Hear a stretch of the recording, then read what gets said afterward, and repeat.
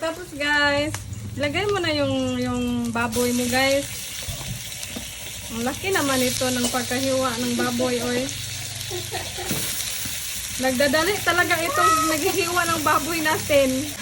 Tapos guys, takpan lang yun guys ha. Okay. Lagyan natin ang oyster sauce guys.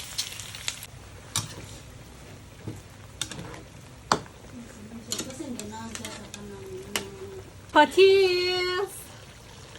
Patis. Kunti lang na patis. Tapos, black pepper.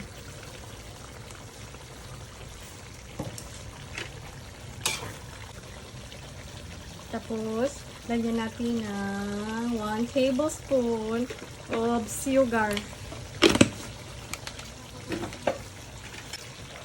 At ilalagay ko siya ng magic syrup. Yum, yum, yum, yum, yum, yum, yum, yum, yum.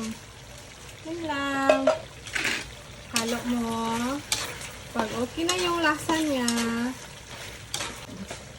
tapos ilagay mo na yung repolyo. Ang sarap. Ito na nga guys. Masarap na ito. Nahuba siya guys, kaya lagyan natin ng kaunting tubig.